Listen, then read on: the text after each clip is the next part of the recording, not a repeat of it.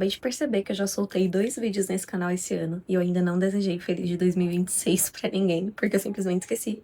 Então, feliz 2026 pra você que tá me assistindo. Tô muito feliz de ter você por aqui. Oi, eu sou a Rani e esse aqui é o meu diário de leitura. E o tema desse vídeo é ler devagar como ato de resistência. Eu ouvi essa frase recentemente e eu fiquei pensando muito nela porque eu acho que ela faz muito sentido. A gente sabe que a comunidade literária cresceu muito e isso é muito bom, porque quanto mais gente lendo, melhor. Muito maravilhoso ter mais pessoas lendo. Só que com o crescimento da comunidade literária e dessa vibe de postar no TikTok, do BookTok ou do Instagram, enfim, de compartilhar, né, nas nossas redes sociais, quanto mais isso foi crescendo, foi se criando uma demanda em cima disso. Então eu preciso criar o meu conteúdo, então eu preciso ler mais para criar mais. E aí a gente começou a perceber que começou a rolar uma vibe de eu li tantos livros em um mês, ou tudo o que eu li essa semana. E na verdade, se você lê muito, isso é muito bom. Só que aí a gente começa a perceber que começou a virar uma competição, sabe?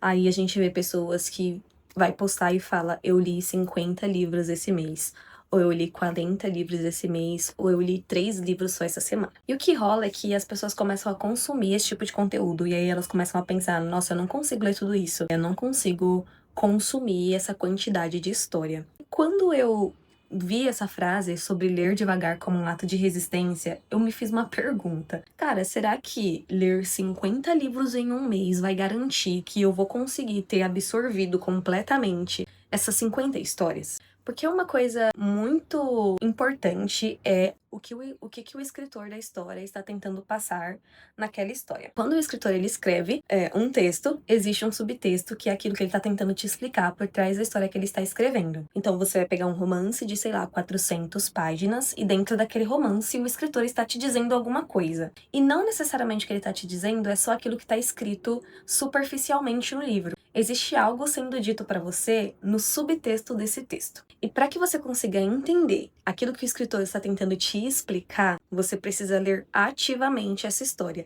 E o que é que isso significa? O que significa ler ativamente? Significa ler e interpretar aquilo que está sendo dito e fazer um exercício de pensar no que está sendo escrito ali, e não só apenas decodificar as palavras. Então, se a gente pegar uma frase, vou dar o exemplo do meu livro Alva Pele, que é o título do meu livro. Você pode simplesmente ler Alva Pele, mas existe um subtexto por trás desse texto. Por que alva pele? O que alva pele significa? Para a pessoa entender, ela precisa ler o livro para ela entender por que o livro tem esse nome. Estão entendendo o que eu tô querendo dizer? Existe um pensamento de que o escritor escreve para um leitor ideal. Pode existir escritores que não pensem assim. Pode ter escritor que escreve não necessariamente para um leitor ideal. Mas existe sim um tipo de leitor ideal. E o leitor ideal é o leitor que vai conseguir entender o subtexto. Por quê? Até falando por mim, né? Nós, como escritores que estamos escrevendo e elaborando uma história, o nosso maior interesse não é vender muitos livros. Nosso maior interesse é que a pessoa entenda o que eu estou querendo dizer dentro daquela história. E para que isso aconteça, você precisa entender o subtexto. Aí o que eu tô querendo dizer é, ler 50 livros em um mês. Será que você conseguiu entender os 50 subtextos dessas 50 histórias? E se você conseguiu, isso é muito maravilhoso. Mas esse é o motivo de por que a gente não pode ter pressa pra ler muito, sabe? É claro que ler é muito bom, mas é necessário que você entenda aquilo que você tá lendo. Não ler só por ler, sabe? E eu sei que muita gente pode dizer que ler é só entretenimento, e sim, eu considero a leitura como um entretenimento, mas não é porque é um entretenimento que significa que aquilo não está me ensinando nada. Eu, pelo menos, gosto de me entreter e também aprender alguma coisa, porque aí eu sinto que eu tô sendo produtiva. Eu não gosto de me entreter só por me entreter.